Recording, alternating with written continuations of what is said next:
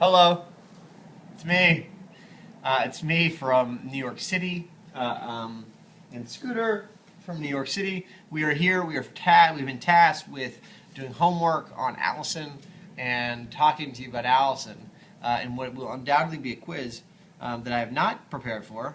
No, I intentionally have not prepared. I have promised myself that I would not do any homework ahead of time, which is probably a bad move because Allie, if you guys know Allie, is going to get mad when you ask me a question like, what's her favorite color? And I say blue, and it's really orange. And then she gets really mad and she's going to grumble something. So I should have prepared if I was a smart fiance, but I hope you guys can recognize that I am cognizant what a smart fiance would do, and I did not do it for your entertainment. So hopefully you catch me on the fly. I've not looked at these. Actually, I lied. I looked at the first one because it came in my box, but I've only looked at the first one. And so we will. I'll kick it off. I just opened up. There's a ton here which I've not seen. So I'm going to try to slice this up into a couple videos. I won't change my outfit in between the videos. So, but I will try to keep the videos short so we can send them over the internet. When did you and I first meet? That's an easy one. That is well. Let me tell you, if you girls would stop partying in Miami and go to www.alliezack2013.com, yes, that is a shameless plug, you would read the story about how we first met.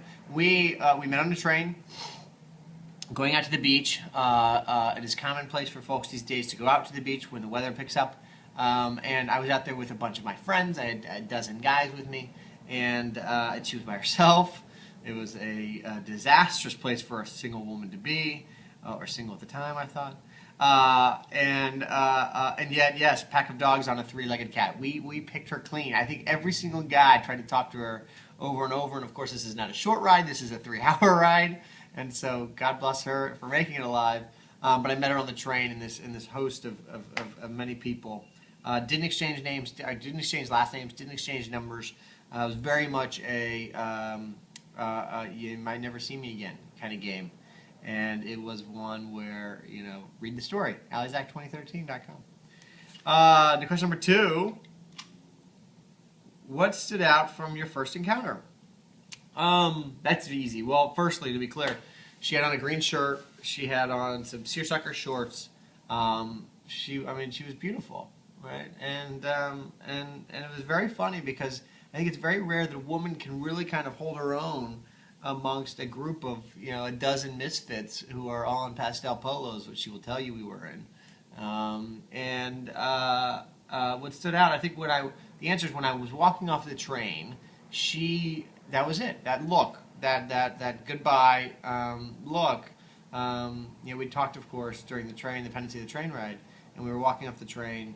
She looked at me, and I looked at her, and we said our goodbyes. But that moment, I remember exiting the train saying, "This is the girl I'm going to marry. This is her," and that's cliche, I guess, but it's true. And I found her, and we're getting married.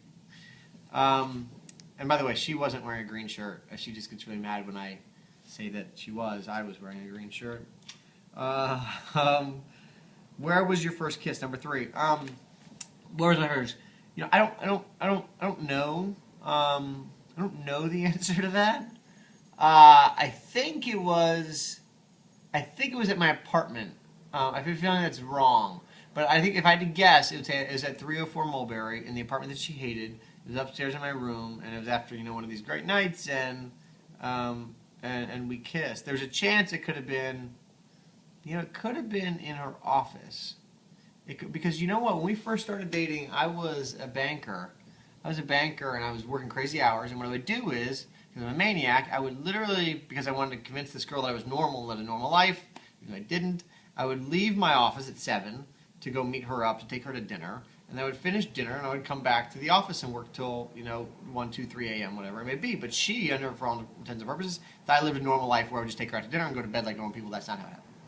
But I would leave my office and go meet her at 7, 8 p.m., whatever, and she would always be at her office. And so invariably, we would be sitting there hanging out in her office while she's finishing her work. It would be an empty Hachette office. It was literally nobody there. And I would show up, she'd let me in, she'd come back, and she would close the door, and it was almost like a job interview, now that I think about it, that she was sitting on one side of the desk and I was on the other, and we'd hang out while she's finishing her work, and then there was and we had a lot of great conversations there, and we ended up just hanging out in our office a lot. Weirdly enough, don't tell Hachette, I guess. And I think that's probably where it was if I had to bet. So let me cut this here. If only because I'm worried about the internet side. So let me cut this and we'll start it up again.